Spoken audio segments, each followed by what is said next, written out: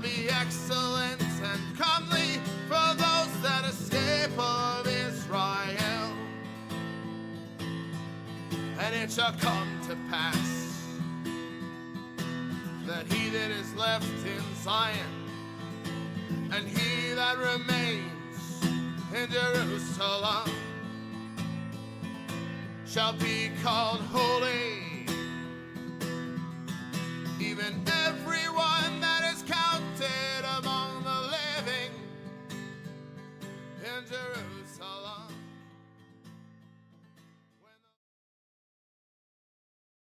Hello, good day. Welcome to Line by Line Bible Studies. Someone's been playing with my mic. Okay.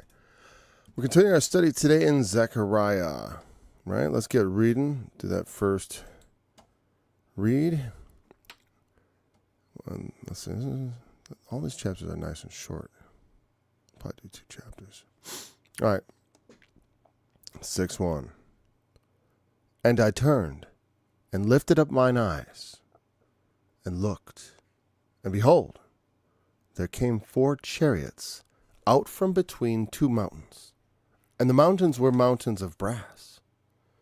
In the first chariot were red horses, and in the second chariot black horses, and in the third chariot white horses, and in the fourth chariot grizzled and bay horses. Then I answered and said unto the angel that talked with me, What are these, my Lord? And the angel answered and said unto me, These are the 4 spirits of the heavens, which go forth from standing before the Lord of all the earth. The black horses which are therein go forth into the north country, and the white go forth after them, and the grizzled go forth toward the south country. And the bay went forth, and sought to go, that they might walk to and fro through the earth. And he said, Get you hence, walk to and fro through the earth. So they walked to and fro through the earth. Then cried he upon me, and spake unto me, saying, Behold, these that go toward the north country have quieted my spirit in the north country. And the word of the Lord came unto me, saying, Take of them of the captivity, even of Heldai and Tobiah and of Jediah, which are come from Babylon, and come thou the same day, and go into the house of Josiah the son of Zephaniah. It's funny, Windows error. Missing wallpaper. I don't ever use wallpaper. First thing I do is turn it off. Then take silver and gold and make crowns, and set them upon the head of Joshua the son of Josedek, the high priest. And speak unto him, saying, Thus speaketh the Lord of hosts, saying, Behold the man whose name is the branch, and he shall grow up out of his place, and he shall build the temple of the Lord. Even he shall build the temple of the Lord, and he shall bear the glory, and shall sit and rule upon his throne.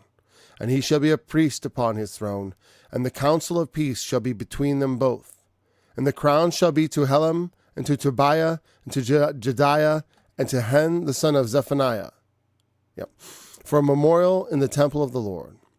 And they that are far off shall come and build in the temple of the Lord, and ye shall know that the Lord of hosts hath sent me unto you. And this shall come to pass, if ye will diligently obey the voice of the Lord your God. And it came to pass, in the 4th year of King Darius, that the word of the Lord came unto Zechariah in the 4th day of the 9th month, even in Chislu. When they had sent unto the house of God Sherezer and Regemelech and their men to pray before the Lord, and to speak unto the priests which were in the house of the Lord of hosts, and to the prophets, saying, Should I weep in the 5th month, separating myself, as I have done these so many years? Then came the word of the Lord of hosts unto me, saying, Speak unto all the people of the land and to the priests, saying, When ye fasted and mourned in the 5th and 7th month, even those 70 years, did ye at all fast unto me, even unto me? And when ye did eat, and when ye did drink, did ye not eat for yourselves, and drink for yourselves? Should ye not hear the words which the Lord hath cried by the former prophets, when Jerusalem was inhabited and in prosperity, and the cities thereof round about her, when men inhabited the south and the plain? And the word of the Lord came unto Zechariah, saying, Thus speaketh the Lord of hosts, saying, Execute true judgment, and show mercy and compassion every man to his brother, and oppress not the widow, nor the fatherless, the stranger, nor the poor, and let none of you imagine evil against his brother in your heart. But they refused to hearken, and pulled away the shoulder, and stopped their ears that they should not hear. Yea, they made their hearts as an adamant stone, lest they should hear the law, and the words which the Lord of hosts has sent his Spirit by the former prophets. Has sent in his Spirit by the former prophets. Therefore came a great wrath from the Lord of hosts. Therefore it is come to pass that as he cried, and they would not hear, so they cried, and I would not hear, saith the Lord of hosts. But I scattered them with a whirlwind among the nations whom they knew not. Thus the land was desolate after them, that no man passed through nor returned. For they laid the pleasant land desolate. Of course, he lays it completely at their feet, because it is the evil of their doings, as it always is. That's why, if we suffer for the evil that we do, Paul said, hey, it's par for the course. You shouldn't really complain to God about it. Oh, I got a hangover. Oh, gee, I'll pray. No, I don't think so. Pray the night before that you not enter into temptation. That's what you should pray. That's what Jesus advised on the eve of his crucifixion. Pray that you enter not into temptation, because the spirit is willing, but the flesh is weak. Now, what about this chariots and horses? Now, it's easy, of course, and natural, of course, to think about things like the four horsemen of the apocalypse, and also the four winds of the earth, and all those fours that are clustered. Even the way that the four trumpets, the first four trumpets are a cluster. And they kind of fit together because they're very earthly, and then the fifth one's very special, and it seems to hop into the symbolic realm. And even with the seals, the first four out of each one is a different horseman. But I would not equate them so much as say that we're having similarity of prophetic. It's not terminology, but it's actually symbology. The visuals we're being given are similar things. Horses and horsemen in the ancient world were a very important part of communications, and also military, especially in a military context. Like there's a place in Isaiah where it's like, what do you see? I see a chariot and a couple of horsemen. I think it was Isaiah. Maybe it was actually one of the minor prophets. But I see a chariot and a couple of horsemen. I see a chariot and a couple of horsemen. What are you seeing? And then they cry. What do they cry? Babylon is fallen, has become the habitation of devils, just like in the book of Revelation. The horsemen come and herald something. That's why they go out first in the seals. The horsemen first. They are the heralds of the end. Even though the trumpets also truly are symbols of heraldry. I mean, they are literally signals. So things I always say about the trumpets. If the trumpet give an uncertain sound, how shall you prepare yourself to battle? The trumpets are the things I look to recognize in the world as recognizable symbols, because they are the events that should stir up my spirit and inform me that yes, it's time. The time fast approaches. It already does, but that's just because our lives run out, and the judgment is just waiting at the end of every one of our lives anyways. It doesn't matter if you were living in the time of judgment in the days of Jeremiah, or in this time of restoration in Zechariah when they were coming back.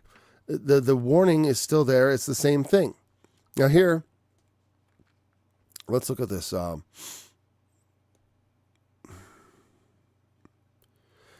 These horses, I think, unlike in Revelation, are sort of like, they seem to be messengers of peace. They've quieted his spirit. The Lord is not punishing Israel right now if they will obey his voice. So the horsemen, these are the spirits of heaven which have gone, they go forth from standing before the Lord of the earth. For what purpose? Well, they're going to be carrying out God's will, I assume, in the spirit. The four chariots between two mountains. The mountains were mountains of brass. What do they symbolize? Two mountains. Well, the chariots are coming out between two. Maybe it's Zion, and then it could be Persia, whatever mountain represents Persia. Sometimes they don't have a national mountain. But the nation itself is often represented by a mountain. And mountains are, like Mount Ephraim, Mount Seir. Well, that is Mount Ephraim, actually. Lebanon. I believe there's a famous mountain in Lebanon. But it doesn't have to be a specific mountain. Oftentimes in symbology, the 7 heads are 7 mountains on which the woman sitteth. And the mountains symbolically throughout the prophets, it just often they do symbolize nations, or you could say great powers. That might be a better way to think of it, because a nation is also represented by spiritual powers in which also run it, which the people in control. That's why they're really not in control, because there's a spirit running things that controls a lot of people without actually having to conspire. That's one of the things I never really get much into conspiracy theories, because I do think there are conspiracies and people do conspire with each other to commit crimes and to get ahead in the world and to and for other purposes, even for good purposes, like a church is a kind of a conspiracy, a family is a kind of conspiracy. It doesn't have to have a negative connotation, but I do think spiritually, a lot of things aren't conspiracies. People are being controlled. They're being run by spirits. They're not being, conspiring with each other so much as being, independently, all flowing in the same direction, because they're all subject to the same evil spirits. So anyways, so we have red horses, black horses, white horses. I do think, much like in the book of Revelation, there's some sort of symbology, probably parallel, representing war and peace, and maybe those things, famine and pestilence. Well, all the things that could be brought about. Well, white, not so much war, but actually I think of white as royalty. The man on the white horse, the hero to save the day. People always want a hero to save the day. They're always looking for a hero to save the day. And ultimately, Christ is that hero that saves the day. Well, that's why he rides on the white horse. That's why some people have said, oh, the first horseman, that's Christ, because he's on a white horse. Of course, we know the Antichrist appears as an angel of light. And so, as do a lot of emperors throughout history, they regale themselves in white because they want to show themselves as godlike figures. And there's famous things of Napoleon, just like white, because that's the way emperors go. I remember was it Jonathan Peugeot, the Orthodox commentator, commenting on how he always thought it was funny how in Star Wars the Emperor was all in black, which is unusual, like in symbolic imagery. So white kind of represents to me not necessarily a good king, but a conqueror. That can be good, it can be bad. Conquerors come in all shapes and sizes. We know our Lord, and that's who we look for, because he is King of Kings and Lord of Lords. But there's Antichrist of Antichrist. There's wicked king of wicked kings, and that's the devil. And and I don't know if the Antichrist itself ranks just a little bit below the actual devil and maybe a separate being altogether. Who knows? But it's going to be formidable. Anyways, because if the days were not shortened, even the elect, we would eventually break down. Imagine it keeps going on and on, this Antichrist doing miracles, trying to convince you to believe in him, and just goes on. And if God had not somehow shortened the time period, we'd all break down, because we're only human. Even though we know, just like with torture, eventually people break down and just make something up. Eventually you just can't bear it, because that's why the Lord said he will not suffer us to be tempted beyond what we are able to bear, especially at the extreme. Yes, we do often find temptations and we succumb to them, and it's like, well, why couldn't I bear it? Why did God let that happen to me? Because he doesn't hold your hand through everything. He does do our works in us, but he doesn't directly do them. He inspires us through his Spirit to do them. He doesn't always any more than me levitating this pen with my mind. God doesn't move my hand with his mind actively, but his Spirit rather is in me, inspiring me, moving me, teaching me, and bringing me into conformity to his will, so I can act in unison with him, and so that I could ask what I will and it be done, because my will is no different than God's will. When I'm in that position, that's when mountains move, because you are God's emissary. You are his apostle or prophet or disciple, whatever, choose the label. Labels are stupid. The Lord will give us all a new name, a unique name, which is way better than some sort of generic label like, oh, you're one of the prophets. Okay, fine. Like the angel that told John, he said, hey, I'm one of your brethren. I'm just one of the prophets. Don't worship me. That's not appropriate. So, grizzled and bay. The significance of the colors, like I said, I can only rely on what I know from previous learning. So I could say that, because beyond that, I think it's perhaps it's like these things are going out. They can threaten these things. The heavens have an influence on the earth. That's also something I read in here. Not reading into it, but like that's what I'm seeing. The spirits of the heavens that go forth from standing before God. And like I said, what are they going forth to do? Well, they're carrying forth God's will, his spirit. It's coming out. The black goes forth to the north country, and the white go forth after them. The grizzle goes forth to the south country, and the bay went forth and sought that they might walk to and fro through the earth. So it's interesting because the fourth chariot had grizzled and bay horses. So it's more than one chariot. That's what also confuses me. Because where'd the red horses go? He didn't mention.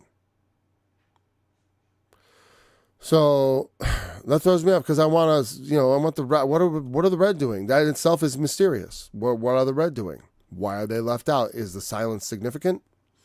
It probably is. I don't know if it's not super important, but at some point it might be. That's why it's good to go over the scriptures again and again, because you never know when you're going to come someplace and then find something obscure that you didn't know before, and it's suddenly going to pop right into place. So, what about this? So the blacks are going to the north. The white follow them. So the blacks and the whites are going to the north. So this just sounds funny. It's like, that's what happened in history. The Africans and the whites, we all moved north, into North America. No, obviously not. But as you were talking about, Christian, the other day about the North-South controversy, and I was going to look at that channel because I was thinking about it. I was hearing a guy just talking about the global South, and it's such a hot topic. And there's a true thing to it. There is a sort of North-South dynamic. In the scripture, though, it was sort of very local, though. The Assyrians were in the north, but today they'd be considered kind of global South. Though they're kind of on the border there. That's the borderlands, is where Turkey is and the Black Sea. And of course, Russia doesn't fit neatly into that equation because Christian Russia stands apart from the rest of the global north pretty clearly. And I guess you throw in China with the global south because that's kind of where they belong, even though and because they are quite south compared to everything in the north. But honestly, the east-west made a lot more sense to me in the past. But it is the west is also northern based, and the south is southern based. So the clash of civilizations. I wish that wasn't so. I don't think it's so much the clash. I think they use civilization against the people in the civilization to otherize the people that the leaders want us to fight. The reason the fights happen is conflict over territory and control, power, money, whatever it is. They want to control things. They want to dominate things. And they use cultural differences and stuff to stir up animosity between people.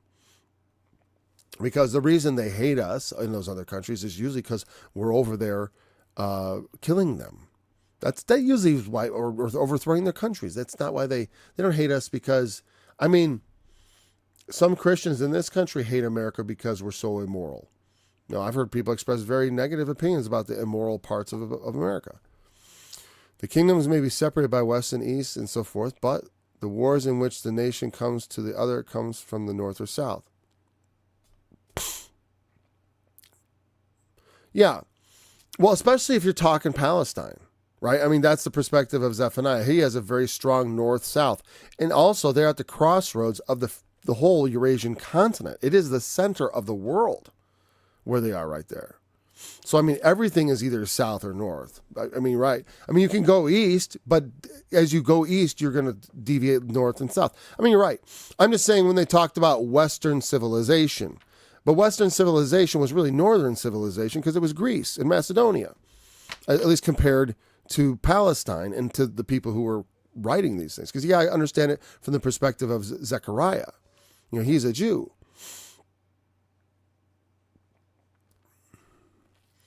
Not necessarily that spread west one direction without obstacles, desert, valley, or wilderness, deviations on the road.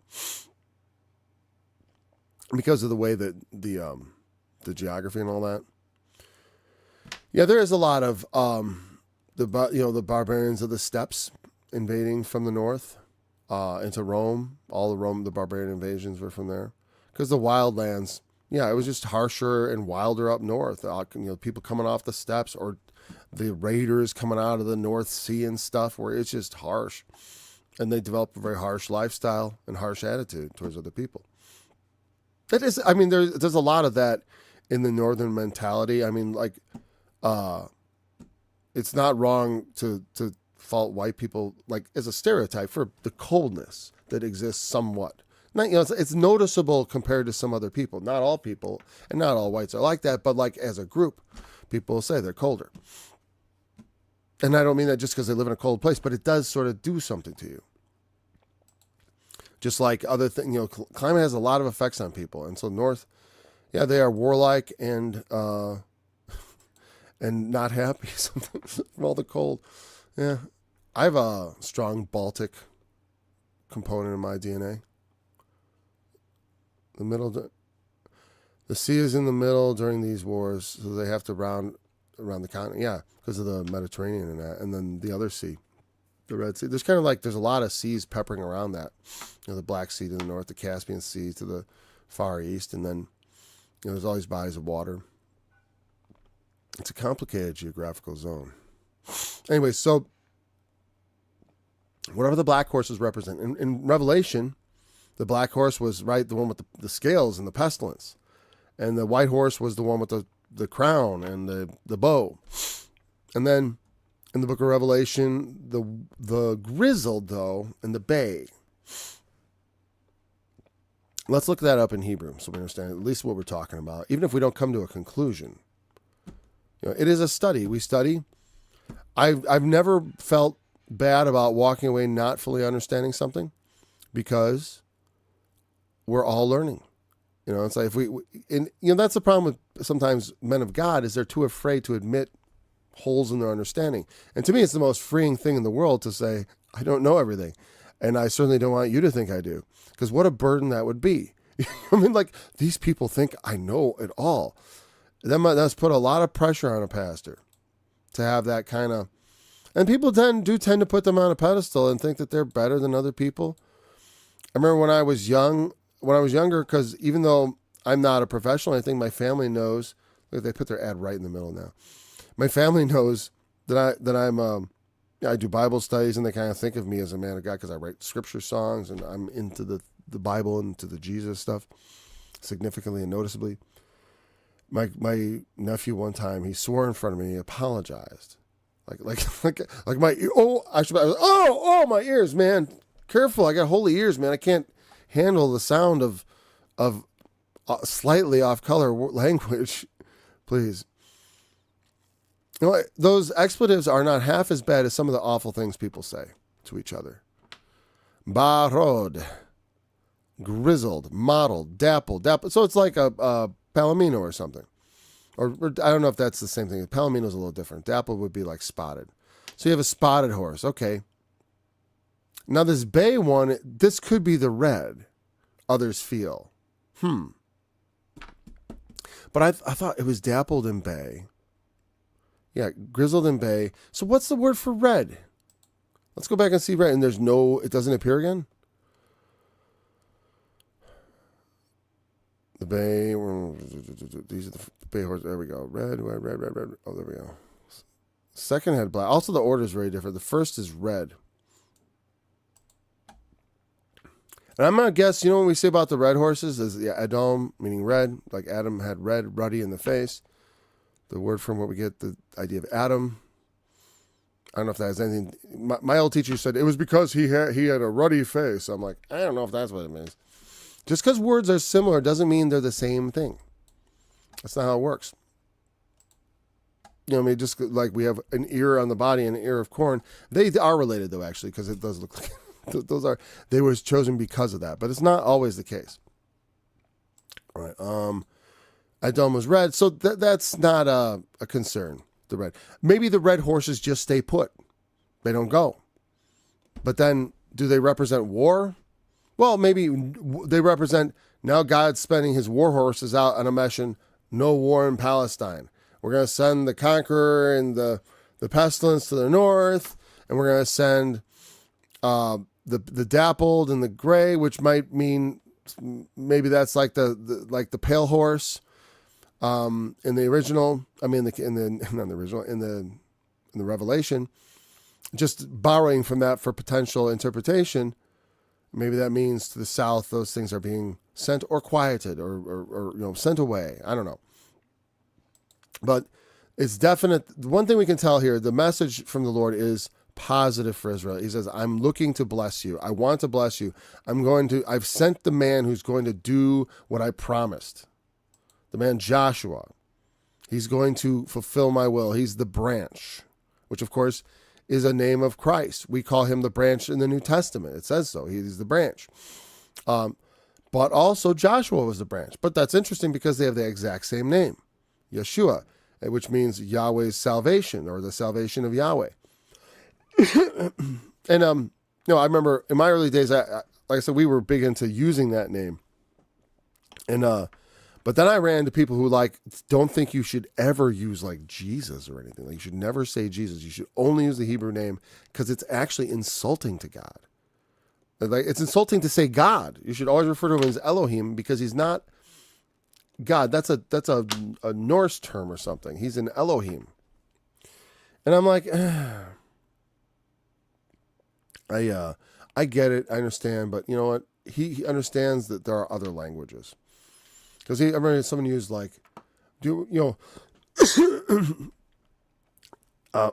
excuse me. This is the name by which we came to know him in the English language. It's a beautiful name. There's nothing wrong with it. If I was speaking Hebrew, I'd call him maybe by his Hebrew name. That would be cool. I wouldn't suddenly go from Hebrew and go over to, I'd be saying a bunch of Hebrew stuff and then suddenly break into the English version of his name.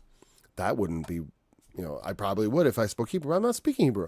I'm speaking English. And when you do that, it alienates people unnecessarily. I don't like to alienate people unnecessarily. I don't like to make a big stink about things that don't really matter.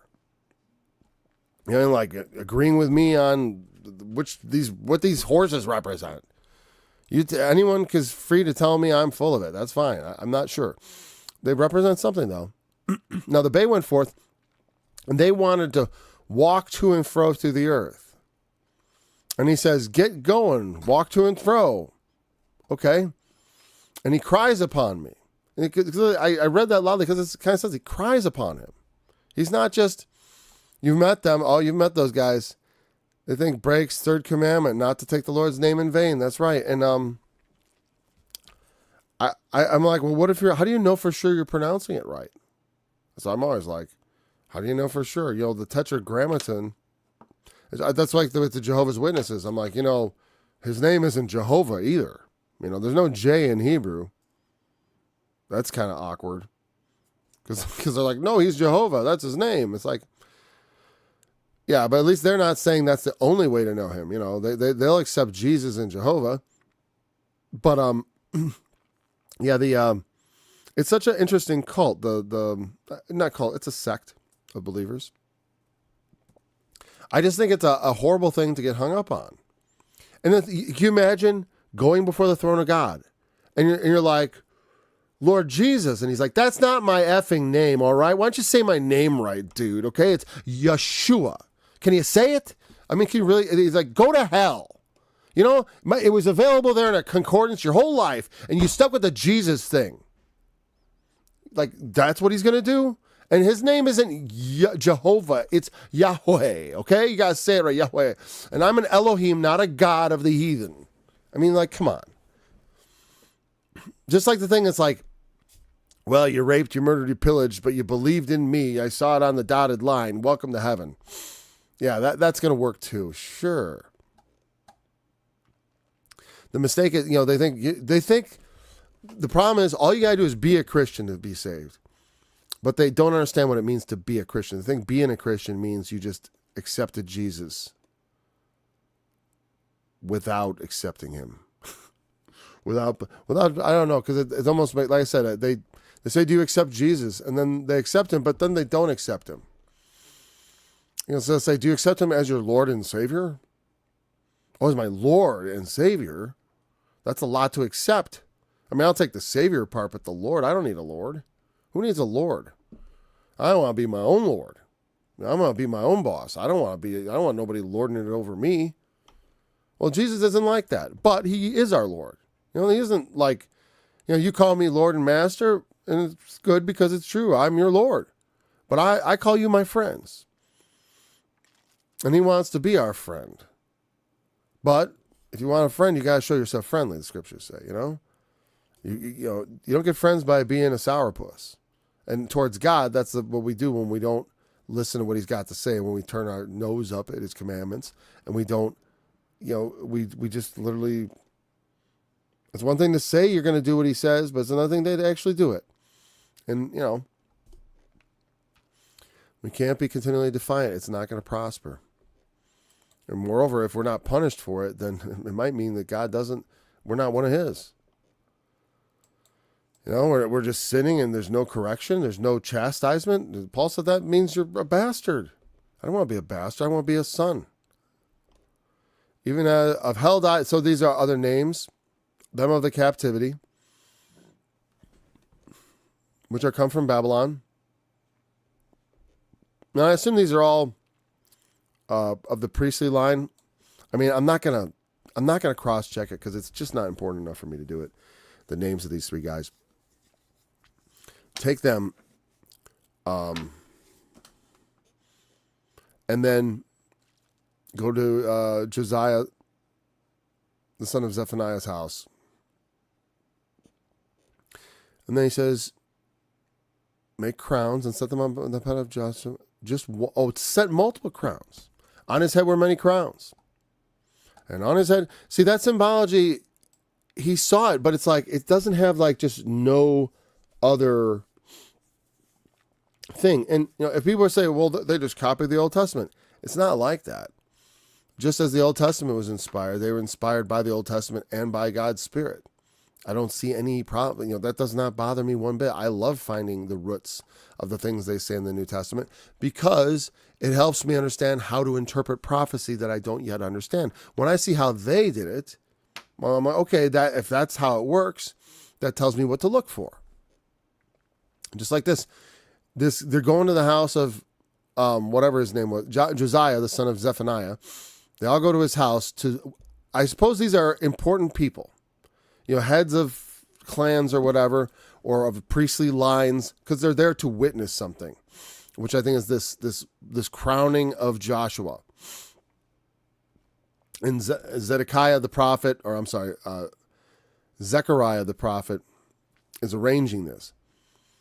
And so take silver and gold, make crowns, put them on the head of Joshua, and say, this is the man that is the branch.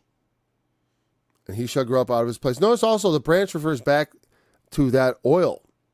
The ultimate source of the oil in the Spirit is the Lord. He is the ultimate branch. This Joshua man was standing in his stead as a symbolic representation, and in his generation, he was going to build the temple. Just as Jesus builds our temple up in the Spirit internally, and of course, ultimately, raising up our body, which is the temple of the Lord, and which he builds again, which is raised up by God's Spirit, just as he raised himself up after 3 days. And he shall build the temple of the Lord, and shall bear the glory, and shall sit and rule upon his throne. Usually the priest wasn't on a throne, and that's kind of odd here. And I think it's because Joshua represents Christ, who is not just the head priest, but also the king. And so here, the Messiah is not just a king, but a priest. That a priest could also be a king. That goes back to the idea of Melchizedek. He's a king, a priest of the Most High God, and king of the righteous, king of the just. And that's when you approach the ultimate king, he is not just a king. He's a man of God, and he is a priest king. Because Christ is a theocratic ruler, obviously. The ultimate divine right to rule. So the branch, and he shall grow up out of his place, and he shall build the temple of the Lord. He's going to prosper in the work that the Lord has given him. Even he shall build the temple of the Lord, he shall bear the glory, and shall sit and rule upon his throne, and shall be the priest upon his throne. And the counsel of peace shall be between them both. Between who? I assume between the Lord and the priest, to keep the peace of God. And how do we keep peace with God? How does the priest do this? By interceding on the people's behalf, and also by teaching the people, by helping the people stay in line so that they please God. But very often, the priesthood itself was corrupted, because just like now, the priesthood it attracts all kinds of people, but particularly, it's going to attract a number of people who crave the power and the prestige, and who want to walk in long robes and enjoy the greetings in the markets, as Jesus talked about in the Sermon on the Mount. That's what they want. They're into it for the social status, because it is a blessed thing to be the ruler or the priest or the leader or whatever. And so while you need good people in those positions, it also, because of the perks, it attracts bad people, and often the worst people. Same thing with politics.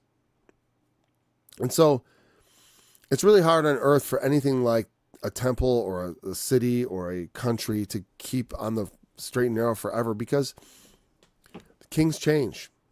You don't always have a someone who can at least spiritually be like a holy king as a leader. Who's someone who is, like the president is not a king, but he is like a king though, because he is an executive with a lot of power, and certainly more power than ever. But that power should be exercised in a way that is godly and holy, righteous and law-abiding, not just whimsically according to the fancy of the man who wields the power.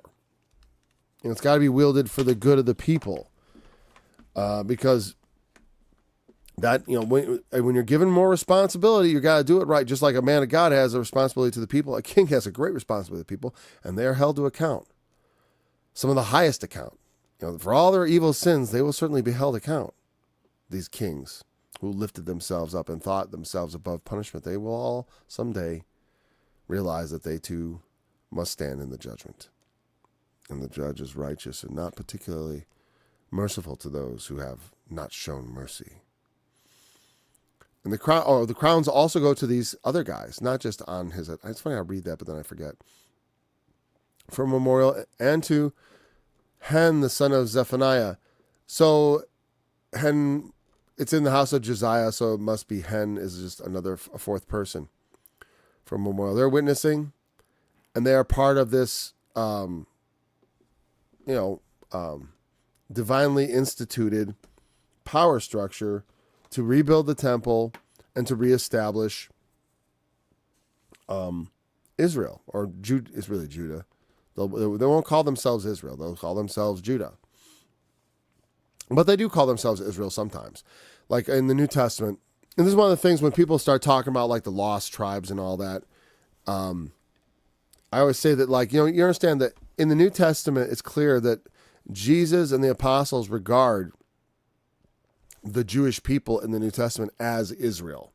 And it calls them all Israel and all that. And there are also numerous people, or there are several key examples, I would just say not numerous, but several key examples of people from other tribes which are named in the New Testament. There's a woman of the tribe of Zebulun, I believe, and also someone of the tribe of Simeon mentioned, and of course Benjamin. Benjamin is known to already live with Judah. But the thing is, when the Assyrians took the northern kingdom captive, they didn't scrape the land clean. There was a remnant. There always was, and they returned. And the kingdom of Judah, which was what Judah was, and that's why they were called the Jews, including the tribe of Benjamin. It was never meant that they were all of the tribe of Judah. It's just that that was the tribe's land in whom they lived. But there were Levites and people of all different tribes, I have no doubt. And it's wrong to, I think it's wrong to assume that the tribes were lost. No, they were there. They were there. Anyways, they're at least in part. In fact, in the book of Nehemiah and Ezra, you will see some of the tribes beyond Judah are returning. It's not just, not just Judah. But the northern kingdom would never be the northern kingdom again. There would never be a northern Israel ever again. So, Hen, the son of Zephaniah, memorial to the Lord. And they that are far off shall come and build in the temple of the Lord. And ye shall know that the Lord of hosts hath sent me unto you. And this shall come to pass, if ye will diligently obey the voice of the Lord your God. It's contingent on their obedience. Now, salvation is not conditioned on obedience. But total disobedience will not lose your salvation. It means God is not mocked or fooled. You can't pretend to believe in him and then just not do it. That just doesn't work. So that technicality is a silly thing. Every pastor who tells people you don't have to do what God says is just setting them up for failure and to not even receive salvation. It's terrible. Because it's not just about thinking Jesus is God. It's about reacting to that.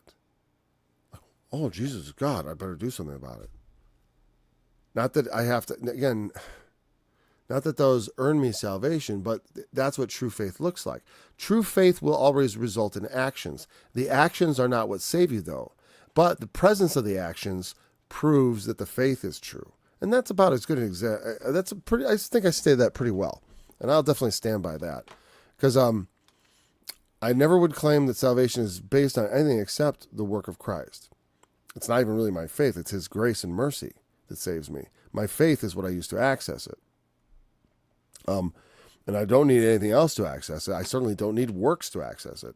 But works are a natural consequence every time I access it. Well, glory be. How'd that happen? It's funny because it's just so simple.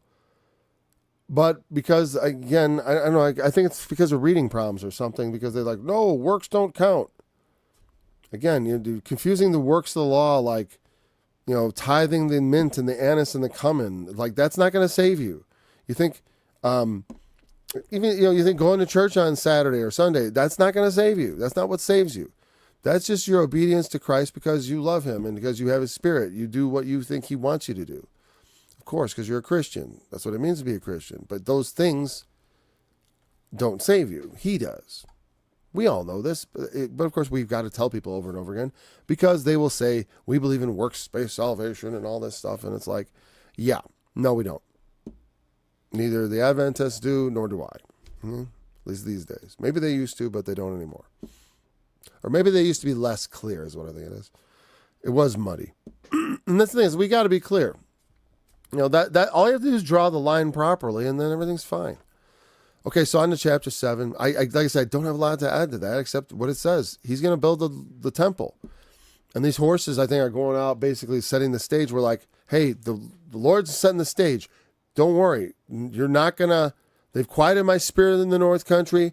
Nothing's coming out. Nothing's coming after you. Go ahead and build your temple. The red horses remain. That's all I can think. Because they didn't go anywhere.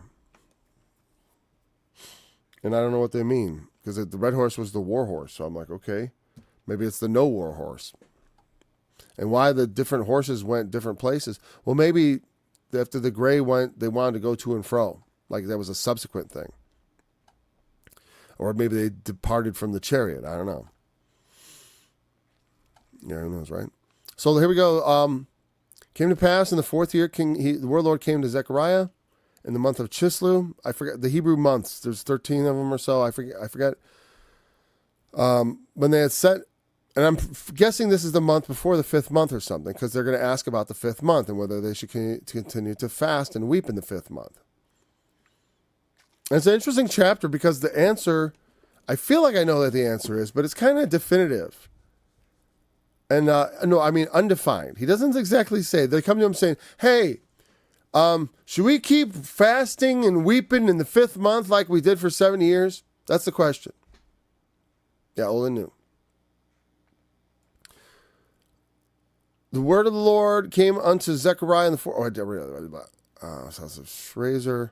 When they had sent unto the house of God Shrazer and Regemelech and their men to pray before the Lord, and to speak unto the priests which were in the house of the Lord of hosts, and to the prophets, saying, should I weep in the 5th month, separating myself as I have done these so many years? So now that they're back, they're saying, should we keep weeping as we have done? And then he gives this answer, when you fasted and mourned in the 5th and 7th month, even though 70 years, did ye at all fast unto me? Even to me? So what you're saying is like, the rhetorical question, I believe the rhetorical answer is, no, you didn't. You didn't fast to me. You shall not fast as you do this day, to make your voice to be heard on high. Is it such a fast that the Lord has chosen? For a day to afflict his soul? Is it such a fast? The man should weep like bow down like a bulrush? I'm quoting from Isaiah, is it 65? Is it such a fast? I have chosen a day for a man to afflict his soul. But what is the answer in that chapter? What is the purpose of fast? He says, no. Just like here, it's the same. And that's, if I'll bring it up, because this is a good way. The prophets help you understand the prophets. If Zechariah's response seems somewhat cryptic, Isaiah makes no. Why keep faith and didn't keep it past?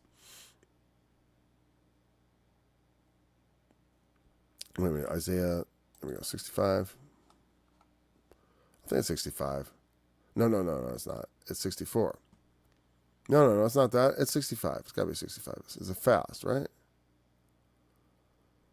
They that forsake the Lord. Wait, where's the fasting? Maybe it was a different translation. It's funny because I have the song, but I'm like having trouble remembering which.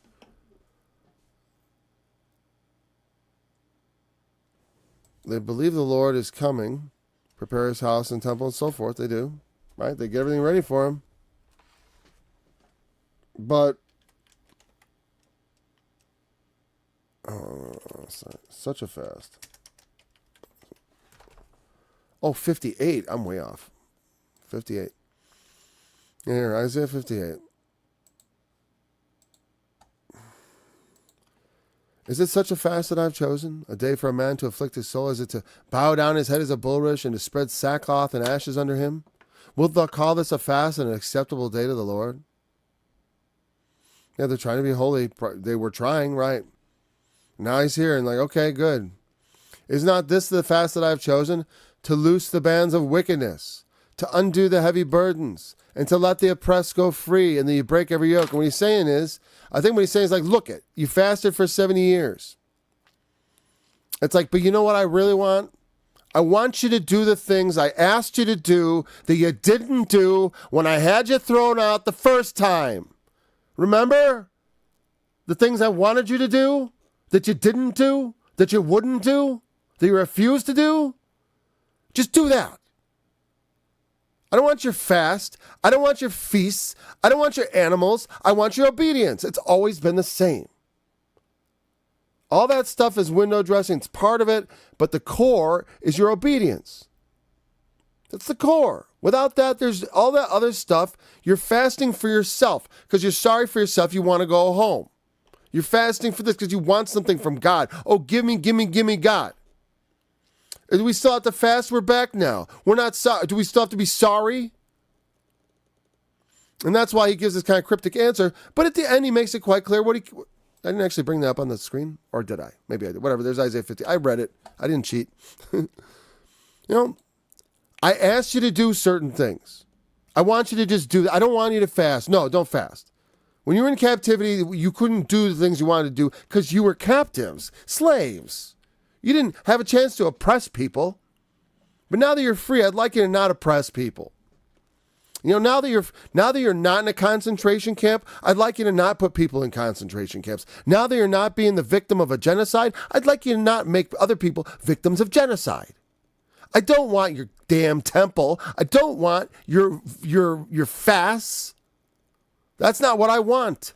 I don't want your blood. I want your red heifers. But that's what they want to give them. Blood and red heifers. Victims and dead Arabs. Christians and Muslims. Oh, the Lord licketh up the blood. I don't think so. He doesn't have a taste for any more blood. The blood of Jesus put all that out of business. And that was all just because that's the only thing we understand. Like you look at Moses' covenant where he's walking through the pieces of meat. That's obviously a Sumerian custom that Abraham was familiar with. It wasn't God, because why does Abraham is like, this is weird, God. Why are you making me do this? No, it's not weird because he knew exactly. That's how you make a contract. in his world. And God is entering into the contract with him. That's when he passed through the pieces of meat. That's their thing. He speaks to man in man's language. And so, yeah, he gets right. Shouldn't you hear the words which the Lord had cried by the former prophets when Jerusalem was inhabited and in prosperity? And the cities that are round about her, when men inhabited the south and the plain. You know, the city was overflowing with people. There were people out in the south, just out there in the suburbs and stuff. You know, again, when you eat and you drink, didn't you do it for yourselves? And not for me, right? It's not, no, this is for me. So hear what the Lord has said by the former prophets. You want to do something for me? Don't fast for me. Don't feast for me. Listen to what the prophets said. And then if they don't recall, he does get to it, right? Saying, execute true judgment and show mercy and compassion, everyone to his brother.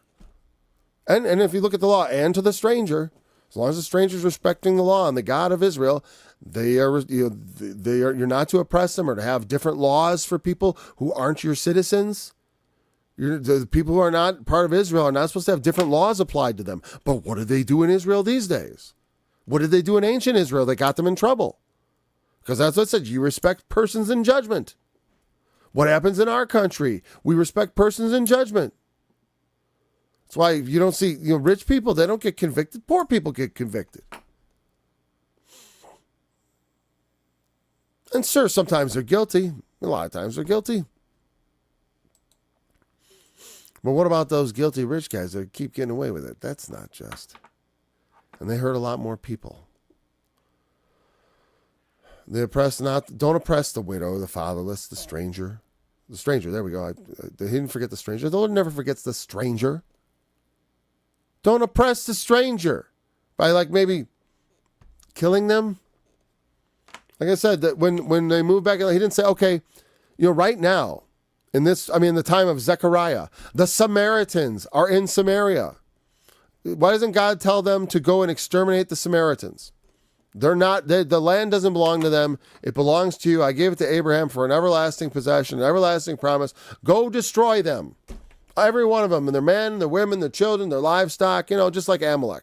Because Amalek was a special case. And then until I do believe, if God commands you to kill, you kill. All right? That's pretty tough stuff, but I would always demand to do it by his word. That's what it says. Lord, I will kill, but by your sword alone. By your sword alone. Okay? I'll kill men with words, but never anything else. Not if I say that, Lord help me. God help me, because I know I have violence and murder in me. I'm not incapable of those things. I've, certainly the right circumstance. Like someone comes into my home, hurts my family. I walk in on that. I could commit murder. I definitely am capable of it. I don't want to. I shouldn't, right? We should not do that. We shouldn't take the law into our own hands. Sometimes you come into an overwhelming circumstance, though, and you don't know what you're capable of until you've experienced that circumstance. Until you've been in a situation, until you've been in an out-of-control motor vehicle, you don't really know how you're going to handle it. I've been in a couple out-of-control cars, like on ice and stuff, and I've learned to, save the car. I've been in a couple of spin-outs, and so I usually feel pretty good about it, because I know how I'll handle it. I know I don't panic. I'm actually time slows down. I get really cool-headed, and, I don't know, I don't get scared, which is cool. When you get the adrenaline that you just fight, sometimes it's fight or flight, and if it's fight, it's fight. Don't imagine evil against your brother. Don't sit around thinking about what evil thing you can get up to get more money from your friends and neighbors. I don't mean for your personal friends. It's always like our countrymen. They're just ripping each other off. Prayers, talents. But they refuse to hearken. Pulled away the shoulder and stopped their ears that they should not hear. They didn't want to listen. And it's such a simple, it's like, love your neighbor as yourself. God, religion is just there to control people. You want people uncontrolled? We do want people to be under control, don't we? You want me to control myself, don't you? You don't want me out of control, do you, young lady? It's like, what are they talking about? Religion is there to control people. Not the way, I mean, honestly, it controls people in a one way, but it also sets them, I mean, don't they complain about how many wars were started over religion? It's not actually true. Well, like they talk about, they fought the 30 Years' War over Christianity. Is that really over Christianity? Yeah, there was a difference in doctrine. But the reason they were in a war was not because of a theological debate. It was because about who would control. It's about controlling religion. They fight to control religion to control people. Because generally they just want people to have the same religion. We'll all be Muslims. That way we have lots of nice cohesiveness. That's good. In this country, we were more cohesive when we were more Christian. We had more in common. It doesn't mean we can't get along with Muslims. I do. As far as like the ones I've met, we get along with them fine. I don't think they're incompatible with like peaceful society. They have peaceful countries. They don't go around beheading each other in the streets. But in some of the in some countries though, right, these young men who are uncontrolled, I don't think it's their Islam that's the problem, honestly. It's not it's their, because it's like, there's plenty of, they're just like in Christianity, you can find little technicalities and say things like, I can do whatever I want and repent before the moment before I die and I'll go to heaven. That's what the Bible says. That's my Christianity. I'm Bart Simpson's salvation. Now, someone could say that's what Christianity teaches. It's not. But you could get it out of the Bible, sort of. And there's things you can get out of the Quran that are awful. Like, it's okay to rape women. If a woman is not wearing a full burqa, she's a prostitute. Yet, we don't have them. And they have problems in some countries with people from certain countries being very sexually aggressive. I don't know. Is it their Islam? You ever heard of King Charles? He was a Christian king, but he just raped his way across. Literally, that's why they went to war. The Puritans went to war because the noble class was constantly raping all the women, the peasant women. If a noble saw a pretty young girl or a pretty wife of anyone, he could just go rape her. And there's nothing you could do about it. And so it's like, it's not just it is a cultural thing, but it can infect any culture. It's rape culture. It doesn't have to be Muslim. It can be Christian. It can be atheist. Okay. When guys feel at liberty to do that, that's just, that's because, like I said, you don't protect your women, and that, people don't protect their women. Then you start getting rapes, and women don't want to be protected. Well, then you're going to find yourself alone, lady. Good luck with the guys who don't share our cultural norms. Because you can have because they have Muslim societies where they don't have rampant rape gangs and women can walk the streets without, whatever. That's not the thing. Yes, they don't have, they don't know our God like they should know him. But that doesn't mean that they have a death sentence on them, a curse on them. I said they're like the Samaritans. They don't quite got it right. Yeah, but you know what? God isn't necessarily just angry at them because they don't understand God. You don't understand God. I don't understand God. Not like I should. So before we, we always got to focus on ourselves first. I love that people go out and do apologetics. I have friends that are fierce anti-Muslim debaters. And I think that's a good place for that, where we debate each other instead of going on crusades and jihads, to have a intellectual jihad or crusade. That's better. That's where it belongs. It doesn't have to be filled with venom, but it often is. But even so, my main thing is like, well, what about us? It's fine to argue with them as if they're enemies, but it's like, it's not just this set of intellectual beliefs. My Christianity is something I live every day. And that's something important. It's like other people believe that too, that you should do good in life. It's not exclusive to us. Yea, they made their heart as adamant stone. Hard, adamant stone, lest they should hear the law and the words which the Lord of hosts has sent by his Spirit by the former prophets. Therefore came a great wrath from the Lord of hosts, because they wouldn't listen. The prophets spoke, and what they said was memorable because it got kept. There were other prophets that weren't memorable, and they were right. Therefore it has come to pass that as he cried and they would not hear. I always like this verse. It's so devastating. So they cried and I would not hear. As my prophets cried out and they would not hear, so they cried and I would not hear, saith the Lord of hosts. Yeah, because I cry out to you and you don't listen to me, then you get into trouble. And guess what? I'm not listening because it's chastisement time. And when it's time to spank a kid, I don't care about your tears because you know why? I know you're not hurt. You're just regretting. Well, of course, they were genuinely going into true affliction.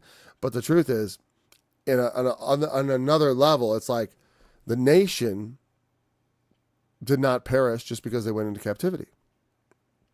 I mean, you're not dying. Israel is not dying. Israel is still going on. But now you're slaves again. I scattered them with a whirlwind among all the nations whom they knew not, as promised in the law. Thus the land was desolate after them, that no man passed through nor returned, for they laid the pleasant land desolate. Yeah, so when the Babylonians came through, and like for a while it was uninhabited because they didn't repopulate it, and it went desolate. There was a small remnant. Well, actually, then the Babylonians kept. Well, there always is a few people left behind. It's always, they always say that, just a few. They're not inhabiting cities. They're the people, it's a few shepherds out in the countryside. That's why Isaiah will talk about that. He's like, it'll come to pass on that day that a man will nourish a young cow and a few sheep, and everyone's going to be eating butter and honey. Because there's so few people, it's just eat rich, man, butter and honey. Everyone, that's what we got. The best. Land flowing with milk and honey, and the land is all ours because we're the only ones left here. Yeah, they had laid it desolate by not listening to the Lord. They didn't give the land its rest, so they destroyed the land. The land of Palestine was once a beautiful green paradise, as the Garden of Eden it's described. There's a reason why when the Jews returned, again, over time, they had just degraded the land by overusing it. They didn't give the land the Sabbaths that the Lord had demanded they give it. And I certainly believe you need to do that. If you don't want to destroy your land, you got to let it rest. Just like people, they got to rest. Sabbath was made for man, not man for the Sabbath. I don't believe in being a legalist about it, but we have to enter into his rest. It is a command. I don't believe, me, I believe the 10 commandments are abolished, but the spiritual command is still there. The righteousness is still there. The Sabbath is still a holy day, as the Lord is holy. Anyways, but we know how we think on that. We're going to go into a deep digression on that subject. Well, all right. Well, yeah, we should be back again tomorrow. Is Thursday, right? Or no, it's today Thursday. Yeah. Fridays. I don't know if we're going to do one Friday. We haven't done a Friday one in a long time. I might try to do one Friday. What rest did the land need? Well, there was a Sabbath of the land. Hold on. The land had to have its Sabbaths. Hold on. I'll look it up.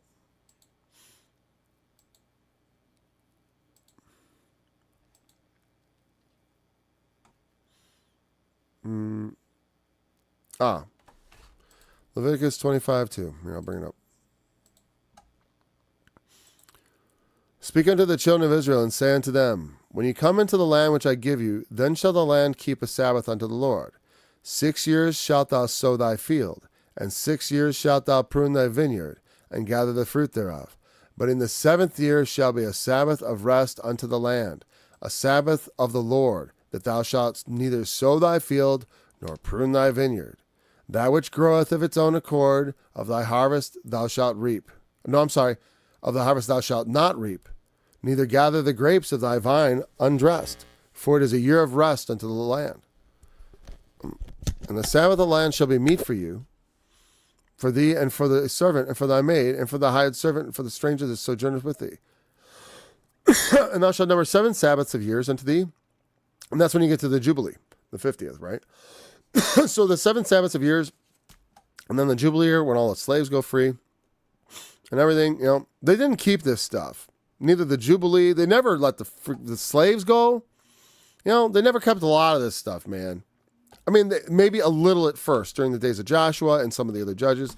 Same, I don't know. But that was one of the things the prophets complained about is they didn't give the land its Sabbath, and the land was totally degraded. That's what they left the pleasant land desolate. Because they don't heed the word. It's right there in the law to do it. Oh, Genesis 5:6? Let me see.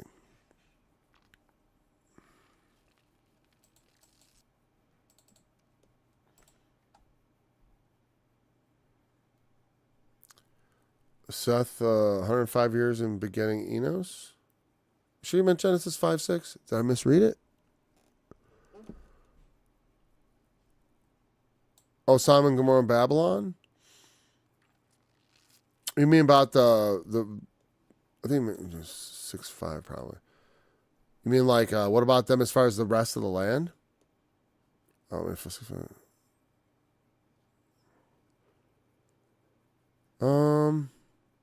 Post-flood. You mean relating to the Sabbath of the land after the flood? Oh. I don't know. As far as that goes, well, again, he didn't give everyone instructions, I suppose. I mean, he may have instructed Noah about it, but he doesn't say anything about it, right? Yeah, Genesis. I figured you transposed that, yeah. You meant like the after what happened after the flood. Yeah, like how did they do? Shouldn't he have, like, just like the Sabbath was established at the beginning of Genesis, right? On the seventh day that God rested. And so you think like, well, shouldn't the Sabbath of years of the land be established? Probably should have been established with Adam when he sent him out to till the earth. But the thing is, when God rested and blessed the seventh day, I mean, the weird thing is Adam doesn't receive like the Ten Commandments, but we presume he had some sort of knowledge of divine law, of conscience, because he knew good and evil. And so he would have known that rest was good, and that God and may have had information that God had said the seventh day was holy and that he rested, and he would have known that by then. Yeah, the land did have evil, and it needed rest. Well, maybe after the flood, the land is so rested it doesn't need it for a while until the God comes in. And now, well, because when the children of Israel came to the land, it was as the Garden of Eden, and to keep it that way, perhaps. He's saying, okay, you got to do this. Otherwise, as you grow, because he promised them to be a great nation. And at first, you probably don't have to. I mean, especially if you're not using, because a lot of times people are not continuously planting the same plot of land. Yeah. So, continually. Well, a lot of land, the thing is, think about this. The Sahara Desert used to be the Sahara Savannah. It used to be a very lovely piece of real estate. A lot of deserts in the world have degraded over time because of land degradation. A lot of Africa is like that. There's a guy who goes around restoring the land using methods very similar to Bible stuff, but also like trying to do basically the same thing. That's why I said it's like the 1 in 7 formula to give the land rest is good. But I would always admit, well, there are other ways you could give the land rest. If you think 1 in 7 years is not, good enough, that was the law for them. But you'd be foolish not to listen to God's law, even now, especially if you're a farmer. You got to give your land rest, and not do that. Yeah, I don't know. I guess the land had evil continually. Like you said, there was no rest in the land. The land never got to rest. But the thing about a lot of land is not even used by human beings. I mean, a lot of land isn't. It's just because people weren't that numerous back then, especially early on. Like, does he really say, Adam, generations of farming on the same land is eventually going to deplete the soil? Like that, what I mean? Like, does that information, but by the time you get down to the kingdom of Israel, maybe now it's significant enough where he has to say, like, look, the land also needs a Sabbath. So maybe it's instituted in the time of Moses, because perhaps the land is fresher earlier on, and now as time goes on, you have to start resting the land. I don't know. That's the only thing I could think. It's an interesting subject because, like, a lot of people don't know that the land is supposed to rest. Like, I look out at the cornfields that surround my house, and I think it's a tragedy. I mean, it would produce nothing if they didn't use chemical fertilizers. The soil is completely depleted. It's like just this gray dust that has no nutrients in it. And, not like my garden where I put compost in every year and I rotate things around. I let parts of it not grow for a while. I don't think for me to do the whole thing for 1 year would be silly. Not silly. It's just, maybe I shouldn't say silly because the Lord said what. But it wouldn't be silly. But if parts of it are getting the appropriate rest, my land won't suffer. That's the thing. You have to make sure it gets its rest. Maybe this part rests once every 7th year, and this part over here, well, not on the same 7th year. Maybe it's a different 7th year, but it's still getting its 1 in 7 rest. And also adding compost, adding good things, ash, sand, all kind. So my soil on my garden looks very different. It's black. It's got organic materials in it. It produces fruit that tastes different than the grocery store fruit. Better. I love my garden. You could probably tell. Anyways, I love my garden. I love to build. Just like the Lord. He liked to garden and he liked to do construction, which is fun. I don't do either for a living, but it is fun to do just as a human being. All right. Well, thanks for joining me. We'll be back again perhaps tomorrow. If not, definitely Monday. It should be about the same time for now.